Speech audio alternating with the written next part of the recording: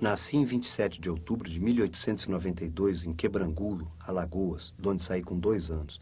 Meu pai, Sebastião Ramos, negociante miúdo, casado com a filha de um criador de gado, ouviu os conselhos de minha avó, comprou uma fazenda em Buíque, Pernambuco, e levou para lá os filhos, a mulher e os cacarecos. Ali a seca matou o gado, e seu Sebastião abriu uma loja na vila, talvez em 95 ou 96. Aprendi a carta do ABC em casa, aguentando pancada. O primeiro livro na escola foi lido em uma semana, mas no segundo, encrenquei. Diversas viagens à fazenda de um avô interromperam o trabalho. Meu avô dormia numa cama de couro cru, e em redor da trempe de pedras, na cozinha, a preta Vitória mexia-se, preparando a comida acocorada.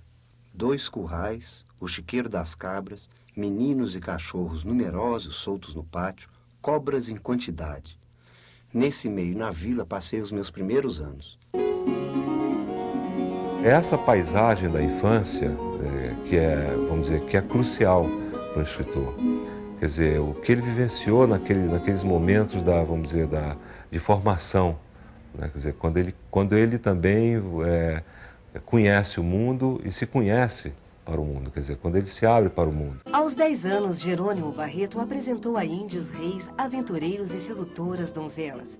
Em poucos meses, havia devorado livros de José de Alencar, Joaquim Manuel de Macedo e Júlio Verne. A convite de Mário Venâncio, passou a colaborar no jornal Odilúculo. E essa amizade facilitou a compra de livros por via postal. Encomendava obras de Aloysio Azevedo, Vitor Hugo e Cervantes, entre outros.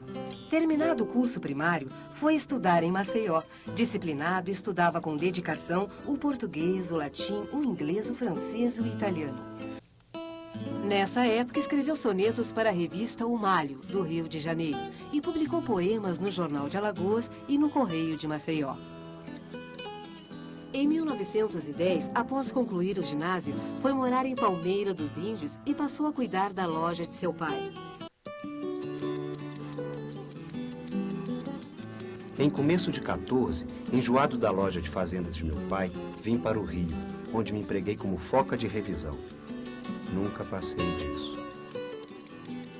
Na capital federal, instalado num quarto de pensão na Lapa, Graciliano arranjou emprego como suplente de revisor e depois como revisor dos jornais Correio da Manhã, O Século e a Tarde. Lia nessa época Flaubert e Eça de Queiroz. Em 1915, embrenhei-me de novo em Palmeira dos Índios. Fiz-me negociante, casei-me, ganhei algum dinheiro que depois perdi. A dedicação à loja sincera, à mulher e aos filhos afastou temporariamente Graciliano da literatura. Mesmo assim, relia Aloysio Azevedo, Olavo Bilac e Manuel Antônio de Almeida, enquanto descobria Machado de Assis, Euclides da Cunha e Graça Aranha. Em 1920, após um parto complicado, morre aos 24 anos Dona Maria Augusta. Os 4 filhos, Márcio, Júnior, Múcio e a recém-nascida Maria Augusta, são levados para a casa dos avós paternos. Graciliano cai em profunda depressão.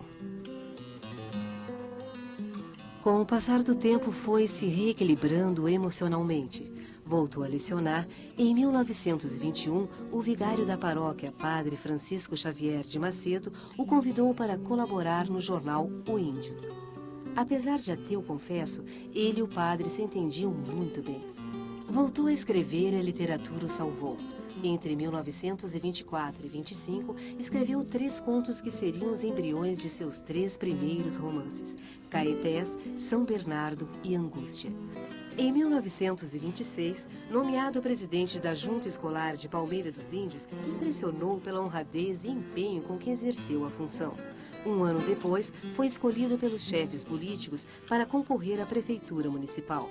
Nessa época, conheceu Heloísa de Medeiros. Para ele, foi amor à primeira vista. Após 2 meses de namoro e noivado, casaram-se. A festa coincidiu com a posse de Graciliano como prefeito. Governar Palmeira dos Índios foi uma tarefa muito mais espinhosa do que ele imaginava. Mas Graciliano foi um administrador exemplar.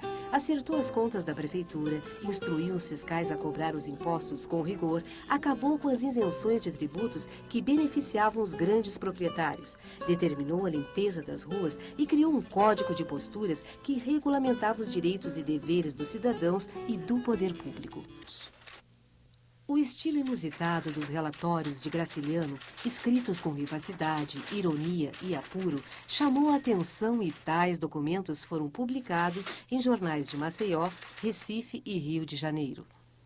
Então, todos os jornais do Rio, os melhores jornais, publicaram esses relatórios. E caiu nas mãos do Augusto Frederico Schmidt, né, que era editor, e leu e achou que ele estava diante de um romancista, que esse autor desses relatórios, esse prefeito, devia ter um romance na gaveta. E ele tinha mesmo, que era Caetés. Em Maceió, ocupou-se com a reorganização administrativa da imprensa oficial e a finalização de Caetés.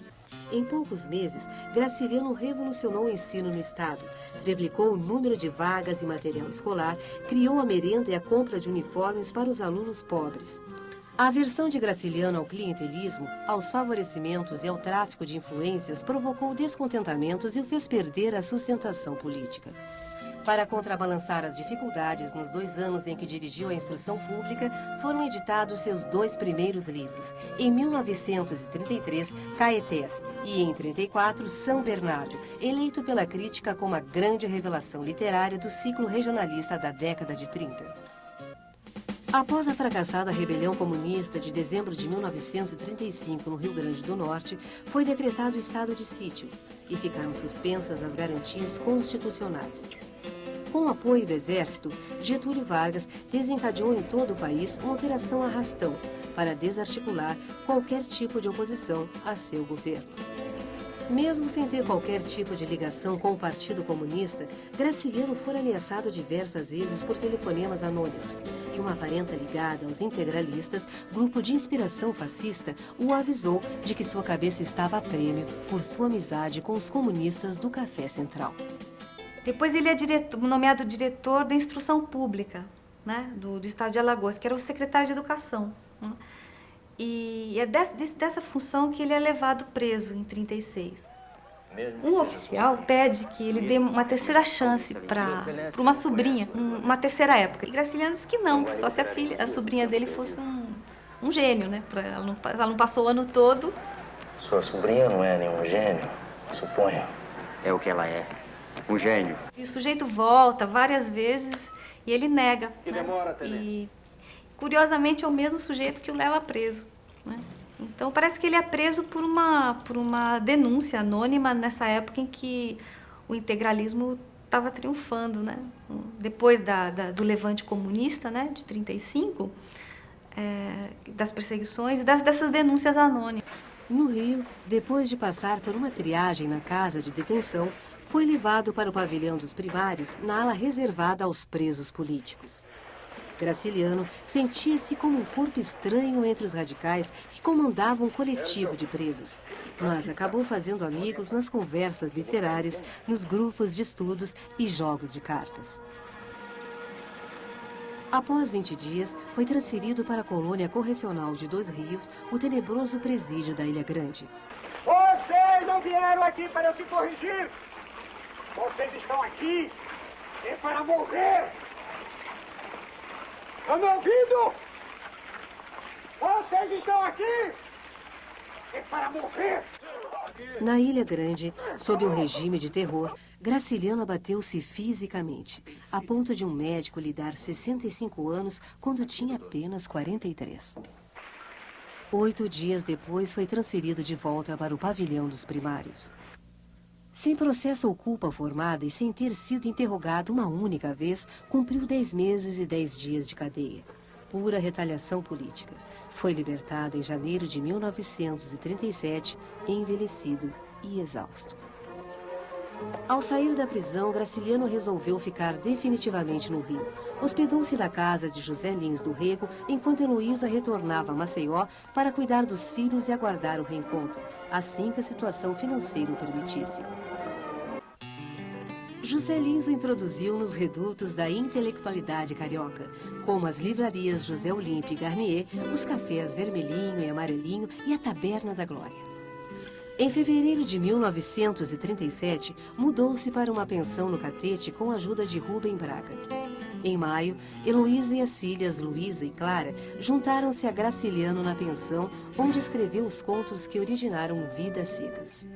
Precisando mais do que nunca de dinheiro, vendeu o conto Baleia e passou a escrever os outros capítulos de Vidas Secas como se fossem contos. Um artifício para publicá-los isoladamente à medida que os produzia. Depois de sair da cadeia, Graciliano escreve e publica sua obra mais importante, Vidas Secas.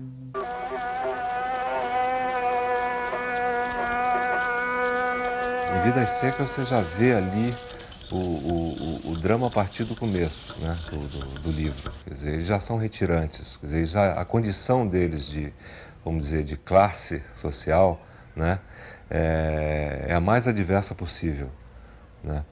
Quer dizer, eles são proprietários, vamos dizer, temporários, efêmeros, daquela fazenda abandonada, né. Mas depois, como se fosse um ciclo, né, um ciclo de bonança e ao mesmo tempo de seca, né, de miséria, eles vão caminhando, vamos dizer, nesse ciclo até vamos dizer, a retirada final, essa abertura final para a cidade, que deixa essa esperança muito longínqua, muito, eu acho que muito esfumada aí, muito vaga. Eu diria que é quase uma desesperança.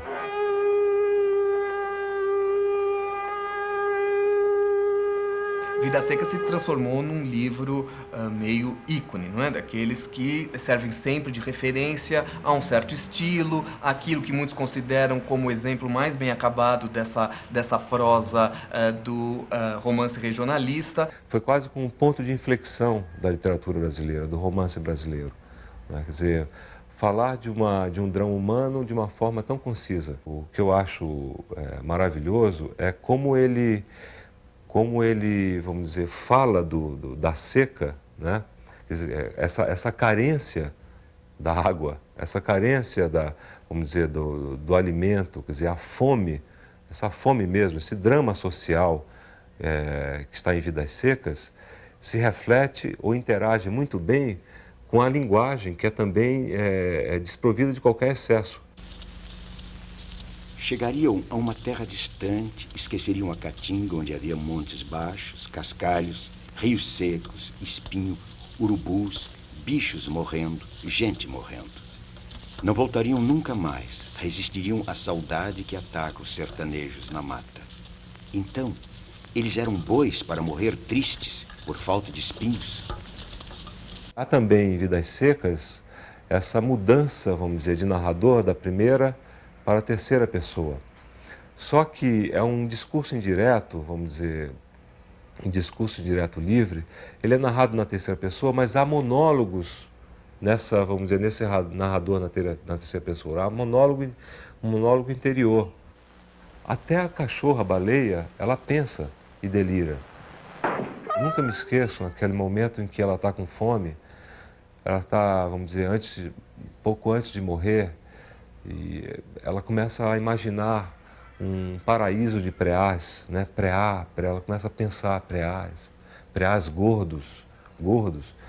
Isso é de uma, vamos dizer, ao mesmo tempo de uma beleza e também de uma tristeza. Quer dizer, ela se humaniza ali, enquanto os seres humanos se animalizam. A tremura subia, deixava a barriga e chegava ao peito de Baleia. Do peito para trás era tudo insensibilidade e esquecimento. Mas o resto do corpo se arrepiava. Espinhos de mandacaru penetravam na carne meio comida pela doença. Baleia queria dormir. Acordaria feliz num mundo cheio de preás. E lamberia as mãos de Fabiano, um Fabiano enorme. As crianças se espojariam com ela, rolariam com ela num pátio enorme. O mundo ficaria todo cheio de preás, gordos, enormes. Há pouquíssimos diálogos no livro, não é? E quando existem, eles na verdade são bastante curtos, como que indicando na verdade que entre esses personagens existe pouca interação inteligível do ponto de vista de língua. Disse sempre o que era certo. Nunca mais vamos dormir em cama de Mesmo quando ia chover. Seu Tomás sabia fazer mas era as muito coisas. arrasado. Não errava nunca em Para ser conselho. homem, Pra arrumar a vida dos calejar no outros. campo. Até Nunca disso vi entendia, como seu mas nem Tomás. ele a seca perdoou. Eita, A fazenda velho, morreu sem seu Tomás, sem a caprichoso. bolandeira. Um dia vamos ter uma cama de couro igualzinha de seu Tomás.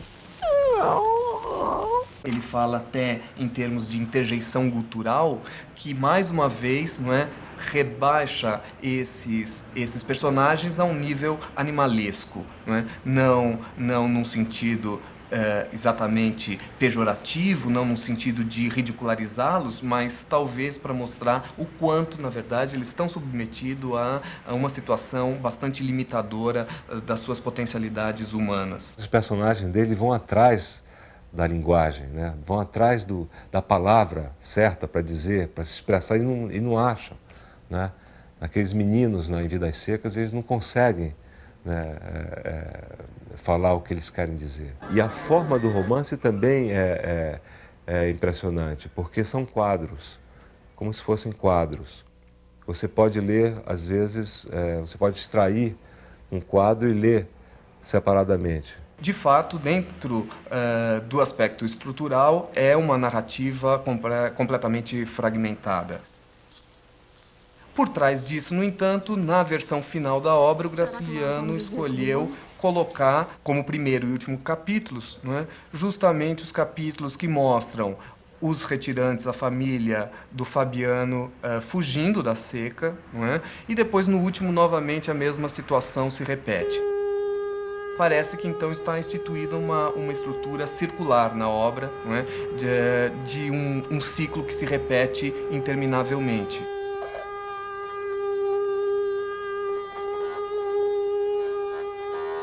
Vidas Secas é um romance que pode ser estudado sobre vários ângulos.